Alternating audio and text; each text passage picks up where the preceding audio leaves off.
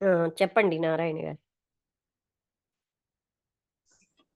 అందుకే కృష్ణమూర్తి గారు ఏమంటారమంటే, అంటే మనస్సు ఎప్పుడైతే నిశ్చలమైందో ఆటోమేటికల్ గా అవగాహన వస్తుందని చెప్తారు మనకి. ఎందుకంటే ఆ మనస్సు ఉన్నంత వరకు ఏం చేస్తామంటే ఆ మనసుతో మనం ఇది ఏంటంటే ఈ మనస్సు ఈ బాడీతో తాదాత్మ్యం చెందిపోయి ఆ మనస్సు అది ఇటువైపు చెప్తే మనం అదే వెళ్తున్నాం తప్ప వాట్ ఈస్ ద ట్రూత్ అనేది మనకి ఇది అవ్వట్లేదు. అంటే ఇప్పుడు ఏంటవుతుందంటే ఈ సెల్ఫ్ ని మనకి అడ్డేసేది ఏంటంటే ఈ మనస్సే. ఇవి ఏంటవుతుందంటే ఏదైతే ఆ జ్ఞానం ఏదైతే మన స్వరూపమే ఉందో మన స్వస్వరూపం అయితే ఉందో ఆ స్వస్వరూపం మనం కాకుండా చేసినటువంటిది కాబట్టి మనస్సు. కాబట్టి ఆ మనస్సు ఎప్పుడైతే నిశ్చలమైనంత వరకు అది మనకి అయ్యేటువంటి ఛాన్స్ లేదమ్మా. తర్వాత ఇంకోటి ఏంటంటే ఇప్పుడు కూడా సంతోషాన్ని ఆనందాన్ని మనం ఏం చేస్తుందంటే ఈ మనసు బాహ్యాన్ని వెతుకుతుంటుంది అనమాట. ఎందుకంటే అది అంటే మనం ఇప్పుడు చూడండి ఏంటవుతుందండి ఈ మనం సంపాదించిన ఆస్తి వల్ల అంతస్తు వల్ల లేకపోతే మనకు కొన్ని వస్తు వాహనాల వల్ల సుఖం ఉందని చెప్పి మనం భ్రమలో ఉంటున్నాం తప్ప అది నిజమైనటువంటి సుఖం అంటే సుఖం కాదు.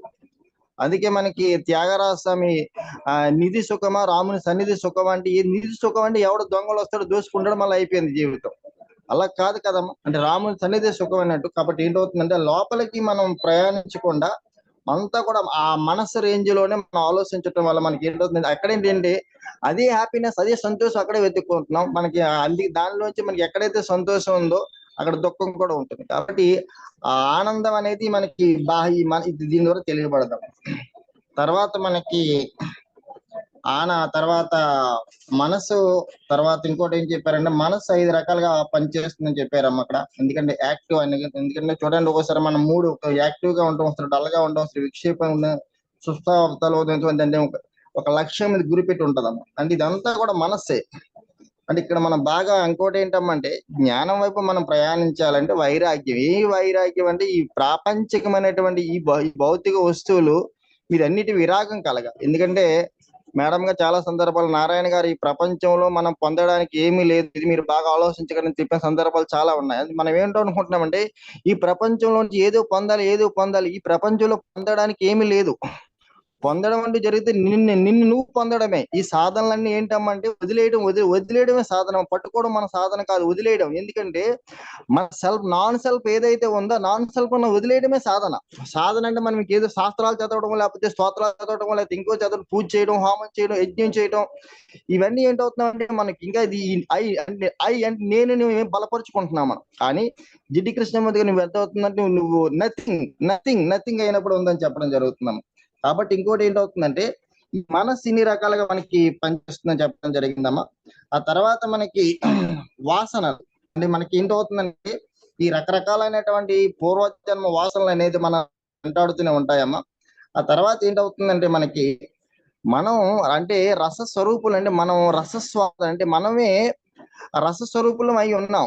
అంటే మనం సెల్ఫ్ అయి ఉన్నాం. కానీ మనం ఏం చేస్తుందంటే మన మనసు ఇవన్నీ అడ్డటం వల్ల మనకి ఏంటవుతుందంటే అది మనకేం తెలియటం లేదు. జీవన్ముక్తి అని గురించి చెప్పారమ్మా.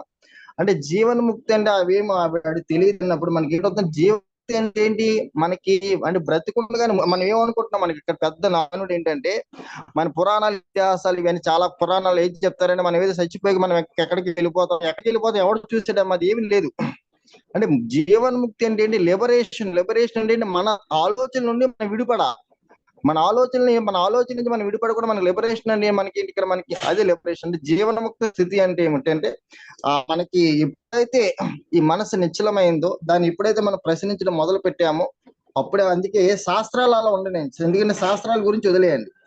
ఆ లిబరేషన్ ఏంటి ఎందుకంటే ఆ సెల్ఫ్ నువ్వై ఉన్నావు, అది ఎక్కడి నుంచో వచ్చేది కాదు.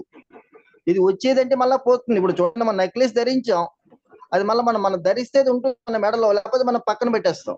అలా కాకుండా ఈ సెల్ఫ్ అనేది ఆత్మజ్ఞానం అనేది ఎక్కడి నుంచి నువ్వు పరిగెనట్ట అవసరం లేదు, ఎక్కడికి వెళ్ళక్కర్లేదు, నువ్వు కొండలు ఎక్కడక్కర్లేదు, గుట్టలు ఎక్కర్లేదు, నువ్వు ఇంకేం పాటలు పడక్కర్లేదు. ఎక్కడికి వెళ్ళాలంటే నీ లోపలికి నువ్వు ప్రయాణించినట్లయితే నువ్వు అంతర్ముఖం అయితే అప్పుడు నీకు తెలుస్తుంది. అప్పుడు అంతే మహర్షి ఎప్పుడు కూడా ఈ థాట్ ఐ అనేటువంటి ఎక్కడి నుంచి వస్తుందని అడుగుతాడు ఆయన. ఎక్కడి నుంచి వస్తుంది మనం ఏంటవుతున్నాం అంటే ఐ అనేటువంటి సెల్ఫ్ ఎప్పుడు ఉంటుందమ్మా.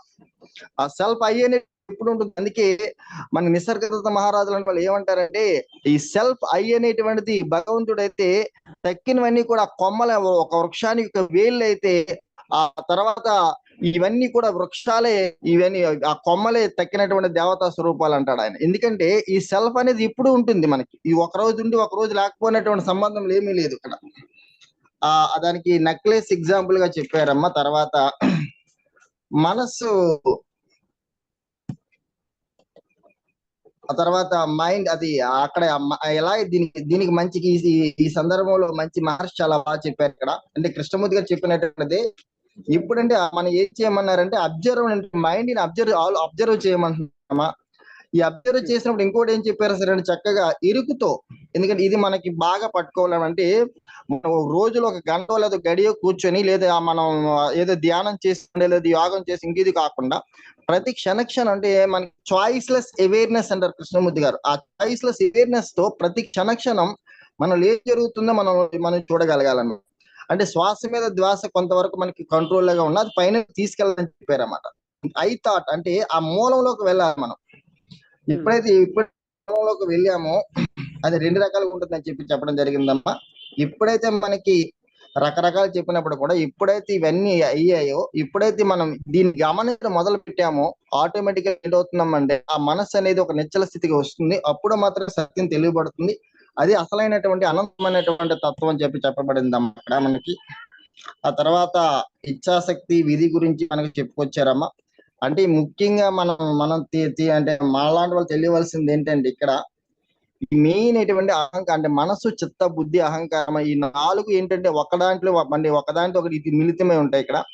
ఈ అహంకారం వల్లే అంటే ఆ మెయిన్ ప్రాబ్లం ఎక్కడ వస్తుందంటే ఈ అహంకారం ఉండటం వల్లే సత్యం అనేది తెలియబడటం లేదు. ఎందుకంటే అలాంటి కొద్ది అహంకారం వల్లే మీ దగ్గర నుంచి చాలా సందర్భాల్లో మేము బయటకు వచ్చేయడానికి కారణం ఏంటి సరే మీరు చెప్పినటువంటి సత్యం అర్థం చేసుకోవడానికి కారణం ఏంటంటే మా లోపల ఎక్కడో చూడండి మనకి ఈగో, సూపర్ ఈగో అని చెప్పి మనకి సైకాలజీలో చెప్తాడు. ఆ లోపల ఏంటుంటుందండి బయటికి మామూలుగా మేము ఉన్నప్పటికి కూడా ఆ సత్యం అనేది వినేటప్పటికి మీరు చెప్పేటప్పుడు మనకి ఏంటవుతుందో లోపల అహంకారం అనేది బయటికి తనుకొచ్చి ఏంటి మీరు ఎలాగ చెప్పేసేసి కోప్పడి వెళ్ళిపోయినటువంటి సందర్భాలు ఉన్నాం. ఎందుకంటే ఆ ఈగో లేకపోతే మనకి ఎందుకు అవుతుంది మనం ఈ ఈగో మనకి ఏంటంటే ఆ అహంకారం లేకపోతే మనిషికి అహంకారం అన్నిటికీ మూలం అయిపోతున్నాం. ఎందుకంటే సత్యం నుంచి దూరం అయిపోవడానికి కూడా అహంకారమే మూలం. కాబట్టి అహంకారం ఎప్పుడైతే పోయిందో అప్పుడే నువ్వు జ్ఞాన స్వరూపులు అవుతావు. అది ఎందుకంటే ఇవన్నీ కూడా ఆత్మ కంటే భిన్నంగా ఉన్నాయని అడుగుతున్నారు మహర్షి. ఎందుకంటే ఏది కూడా ఏంటి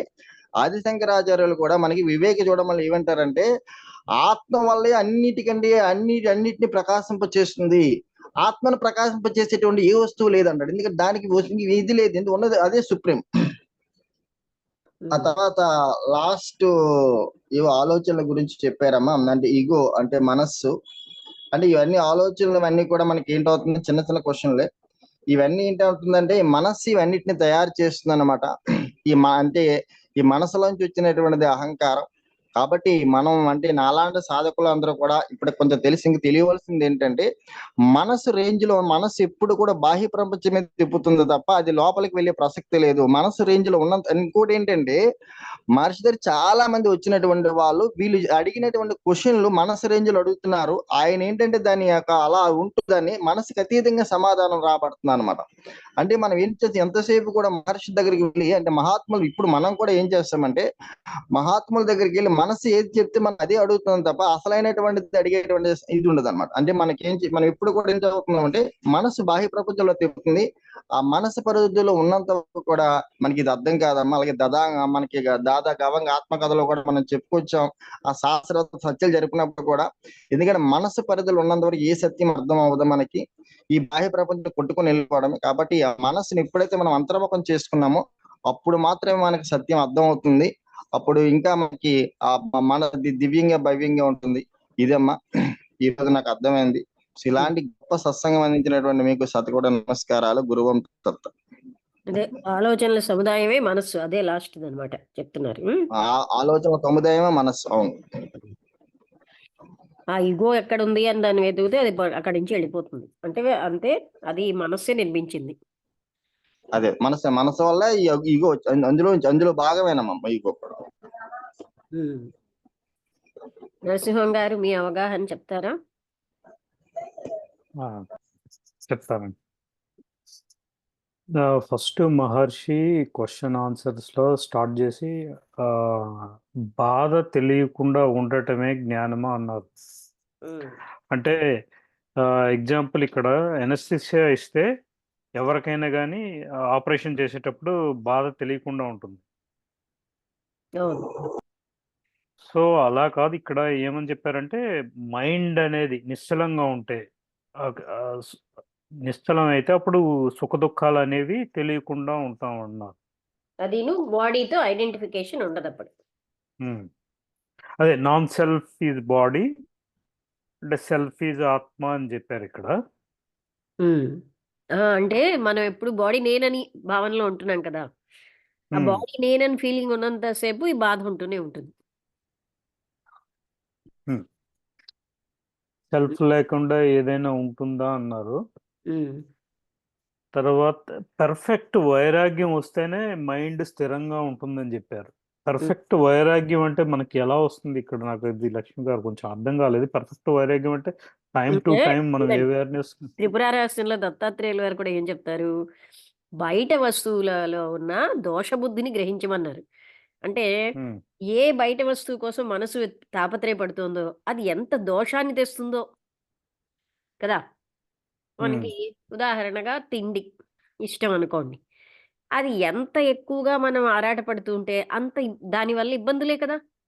అది ఎప్పుడు మనకి దోషాన్నే తెస్తుంది. బయట వస్తువు absolute happiness ఇవ్వట్లే. A a sense సుఖమైనా అంటే మనం సెన్సెస్ తోటి వెతుకుతాం కదా. అవును. దానివల్ల అందులో దోషం ఉంది అనే విషయం మనకు తెలిస్తే, దోషం అంటే అందులో ఉన్నటువంటి నెగెటివ్ ఇన్‌ఫ్లుయెన్సెస్ ఏమిటేంటొస్తున్నాయో తెలిస్తే వాటి వెనక్కి వెళ్ళం కదా. ఇప్పుడు సినిమాలు ఎక్కువగా చూస్తే అంటే ఒకప్పుడు సినిమా హాల్‌లే, ఇప్పుడేమో మనకి ఇంట్లో కూడా చూసుకోవచ్చు. కానీ అలా కళ్ళు పాడైపోతున్నాయి. బ్రెయిన్, మనసు పాడైపోతోంది కదా. నిశ్చలత, ప్రశాంతత ఉండదు. వాళ్ళకున్న బాధలు అవన్నీ మనకీను. ఏ అంటే ఇలాగా బయట ఆబ్జెక్ట్స్‌లో సుఖం ఉందని మనం అనుకుంటున్నాం గనకే అసల బయట ఆబ్జెక్ట్స్‌లో సుఖం లేనే లేదు. ఉందని వెతుకుతున్నాం.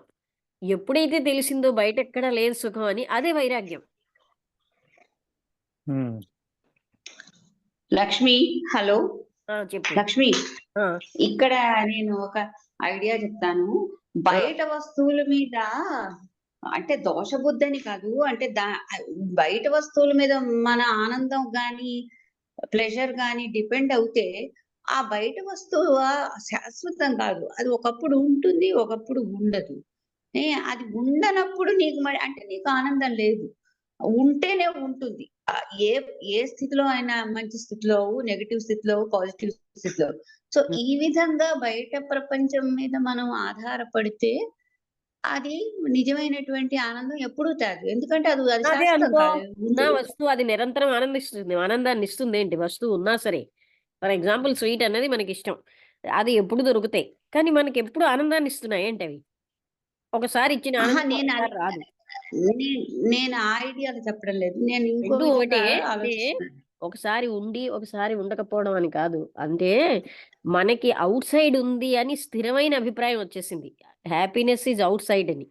థాట్ ఈస్ వై మనం బయటనే వెతుకుతాం అన్నీ. కానీ హ్యాపీనెస్ ఔట్ సైడ్ లేదు అనే ఒక అండర్‌స్టాండింగ్ వచ్చాక, ఔట్ సైడ్ వస్తువుల్లో ఉంది గనుకే అనే భావన గట్టిగా ఉండబట్టే ఎంత మనం జ్ఞాపకం చేసుకున్నా తిరిగి మనకి అదే ఐడియా ఉంటుంది. అలా ఉన్నంత సేపు వైరాగ్యం రాదు. ఏదో పొందియాలి, ఏదో పొందియాలని. అది ఔట్ సైడ్ లేదు అని ఎప్పుడైతే తెలుస్తుందో అప్పుడు అంతర్ముఖం అవుతాం. అంటే లక్ష్మి గారు ఇదంతా టెంపరరీ. ఫర్ ఎగ్జాంపుల్ ఇప్పుడు ఏదో ఒకటి కొత్తది కొనాలనుకున్నాం. ఆ! నాకు ఫస్ట్ టెస్లా కార్ తీసుకోకముందు ఏం పెద్ద అనిపించేది కాదు. ఒకసారి తీసుకున్న తర్వాత దాని మీద ఇంట్రెస్ట్ పోయింది అసలు. అది ఎందుకు తీసుకున్నానని ఫీల్ అవుతున్నాను ఇప్పుడైతే. అంతేనండి. అంటే అది మనకి ఏదైనా కూడా ఔట్ సైడ్ ఉంది అని మనం భ్రాంతి చెందుతూ ఉంటాం గానీ, పూర్తిగా తెలిసిపోయిందనుకోండి బయట లేదు అని, ఇంకా ఆ, అమెరికా వెళ్ళాలి, జపాన్ ఎళ్ళాలి, ఇంకేమిటో చూసియాలి.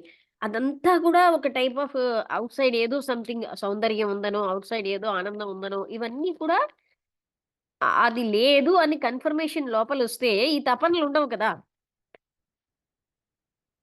ఉమ్. అది ఆటోమేటిక్‌గా మనసు అంతర్ముఖం అయిపోతుంది. ఈ బయట ఎక్కడా లేదని.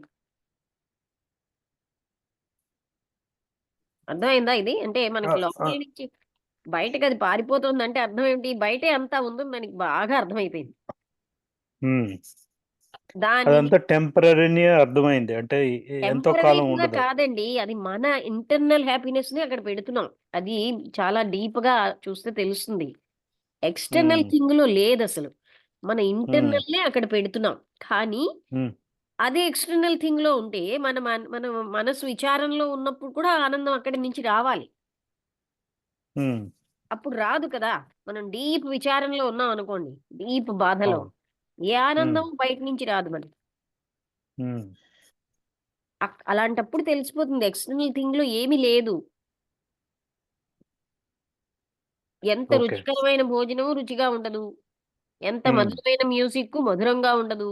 కదా! ఉమ్, అవును. సైన్స్ కూడా అదే చెప్తుంది కదా మేడం. ఏంటి? ఏంటి సాయి కృష్ణ? సైన్స్ సైన్స్ కూడా అదే చెప్తుంది కదా. క్వాంటమ్ సైన్స్ లో what we see external is in illusion అని చెప్తుంది. What is? What we see external is in illusion అని చెప్తుంది ఆ! సైన్స్ కూడా. బయట క్వాంటమ్ ఉన్నదంతా సైన్సెస్ లో భ్రాంతే. ఉంటుంది. Sai Krishna quantum doctorate. Sciences లో హ్మ్. హ్మ్. అంటే క్వాంటమ్ మిమ్మల్ని సైన్సెస్ జస్ట్ లో అదే ఇంట్రొడ్యూస్ పాయింట్ చేస్తున్నాను. వస్తుంది. ఆ! కరెక్టే. బయట అండ్ ఉన్నది ఈవెన్ ఐన్స్టీన్ కూడా, ఆల్బర్ట్ ఆ! ఐన్స్టీన్ కూడా మీరు చెప్పిన పాయింట్ చెప్పారు, మనం చూసేది ఇల్యూషన్ అని చెప్పి. అదే. ఆల్బర్ట్ భ్రాంతి. ఐన్స్టీన్. హ్మ్. సో ఆ క్వాంటమ్ సైన్సెస్ లో పాయింట్స్ అన్ని కవర్ అవుతాయి ఇప్పుడు మీరు చెప్పినవి అన్ని కూడా. ఆ! ఒకాయన జయస్వాల్ చాలా బాగా సైంటిఫిక్‌గా ఎక్స్‌ప్లెయిన్ చేశారు. Last year కన్వెన్షన్‌లో. బట్ అంత బాగా సైన్స్ కొంచెం తెలియాలి. చాలా విషయాలు. చెప్పండి నరసింహం గారు. మ్యాటర్ అంటే ఏంటి, నాన్ మ్యాటర్ అంటే ఏంటి, ఇవన్నీ అర్థమైతే కనుక ఇప్పుడు మీరు చెప్పిన పాయింట్స్ అన్ని అర్థమవుతాయి సైంటిఫిక్ గా. హ్మ్. కరెక్ట్. అంటే మనం ఎంతైనా మెంటల్‌గా ఎంత నాలెడ్జ్ బుర్రలో ఉన్నా, ఇంటెలిజెన్స్ ఉన్నా we feel that the happiness is in outside things. అది ఎందుకంటే అవును. ఆ వాసన బలం పెరిగిపోయింది మనకి. అవును. అంతేనా కాదా? అంటే మనకి ఇంటెలెక్చువల్‌గా అంతా తెలుసు. బట్ డాక్టరే ఉన్నాడు. రోజు ఆ అవయవాలు అవన్నీ వాళ్ళు చూస్తూనే ఉంటారు. కానీ వాళ్ళకి కామం వస్తూనే ఉంది. అంటే ఏంటి? దట్ ఈస్ డిఫరెంట్ థింగ్ కదా! అంటే మన శరీర తత్వం అట్లాంటిది, కావాలని అట్లా మాయ వైపు అట్రాక్ట్ చేసేస్తుంది మనం. అది. మనం దాని నుంచి బయటపడగలగాలి. హ్మ్. అందుకని రిపీటెడ్‌గా ఇట్స్ నాట్ ఔట్‌సైడ్ అని మనం తెలుసుకోవాలి. అవును. నరసింహం గారు చెప్పండి. ఆ, తర్వాత వాసనలతో ఆకర్షణ వికర్షణ ఉంటుందన్నారు. హ్మ్. తర్వాత క్వశ్చన్లో మనస్సు శక్తిని వినాశనం చేయాలని అన్నారు. ఏంటంటే సో ఇప్పుడు మనస్సు యొక్క డిస్ట్రాక్షన్. యెస్. మనస్సు యొక్క ఆ, శక్తిని వినాశనం. కరెక్ట్. ఎందుకంటే దానికి డిస్ట్రాక్షన్స్ ఎక్కువైపోతున్నాయి. ఆ, అంటే అది కరెక్ట్. ఎందుకంటే మనం when you observe the mind will automatically will stop thinking we are. అది కరెక్ట్, క్లియర్గానే అర్థమైందండి. హ్మ్. మనం మనసుని ఎప్పుడైతే అబ్జర్వ్ చేస్తున్నామో మనం ఆలోచనలన్నీ ఒకేసారి ఆగిపోతాయి. హ్మ్. తర్వాత మనస్సుని ఎలా కంట్రోల్ చేయటం అంటే తర్వాత కూడా బ్రెత్ కంట్రోల్, అది శ్వాస మీద ధ్యాస పెట్టడం అది చేస్తే అది కొంతవరకే హెల్ప్ చేస్తుంది, కానీ మూలానికి వెళ్ళి ఆలోచించండి అని చెప్పారు. అది ఫైనల్ గోల్‌కి తీసుకెళ్ళదు అని. ఆ, ఇక్కడ హ్మ్. వరకు నాకు ఇది అర్థమైందండి ఈరోజు. బానే ఉంది. ఇంకెవరైనా చెప్తారా? ఒకటి సాయి మనం గుర్తుపెట్టుకోవాల్సింది ఏంటంటే ఏంటంటే హైయర్ లెవెల్లో థాట్ అనేది ఒకటే ఉంటుంది మేడం, ఆలోచన అనేది ఒకటి ఉంటుంది. హ్మ్. ఆల్రెడీ మీరు కవర్ చేశారు, కానీ నేను చెప్తున్నాను ఊరికే రివిజన్ లాగా. హయ్యర్ లెవెల్‌లో ఆలోచన కూడా ఇంకా ఉండదు. ఉండదు. హ్మ్. అసలు ఉండేది జస్ట్ థాట్. అంటే చాలా మంది ఏంటంటే మంచి థాటా చెడు థాటా అట్లా అనుకుంటారు, కానీ అసలు థాట్ అనేది ఉంటుంది. మంచి థాటా చెడు థాటా అని డివిజన్ ఉండదు అసలు. అది అంటే థాట్ అన్నది ఆగినప్పుడే రియాలిటీ అన్నది వస్తుంది. అవును. అప్పుడు ఇప్పుడు మీరు చెప్పిన పాయింట్స్ అన్ని కూడా బయటపడతాయి. హ్మ్. రమణ మహర్షి చెప్పినవి. అప్పుడు ఆయన అనుభవంతో నిరంతరాయంగా ఇప్పుడు అవును. అంటే కృష్ణమూర్తి గారు చెప్పిన, సీక్రెట్ డాక్టర్‌లో చెప్పిన ఏదైనా ఒకటే. మైండే అంటే అవును. అన్నింటికి కూడా కారణం.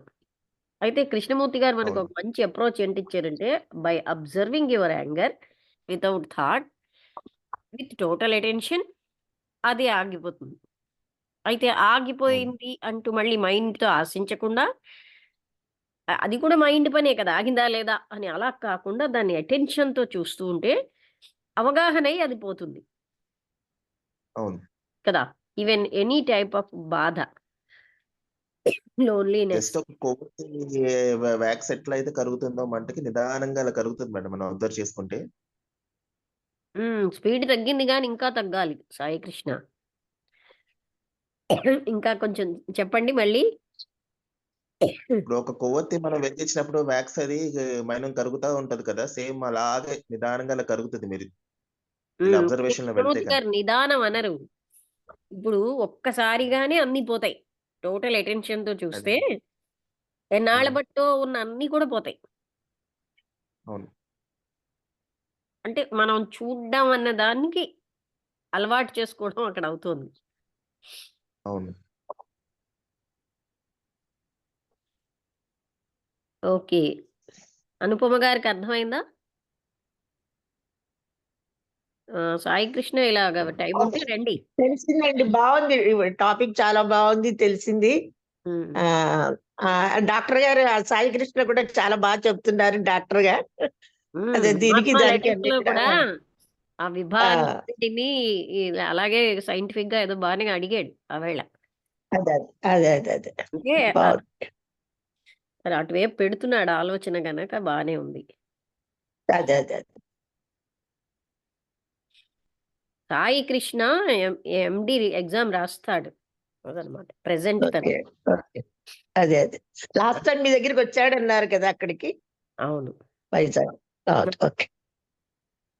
అందుకనే తను రెగ్యులర్ రాలేకపోతున్నాడు. అదే అదే ఆ సముద్ర కెరటాలు దాటాక మళ్ళీ కెరటాలు ఏమొస్తాయో చూడాలి. ఓకే, అయితే ముగించేద్దాం. అందరికీ నమస్కారం. అలాగేనండి, అలాగేనండి. ఓకే. ముగించేద్దామా? నమస్కారం అండి. Thank you. నమస్తే.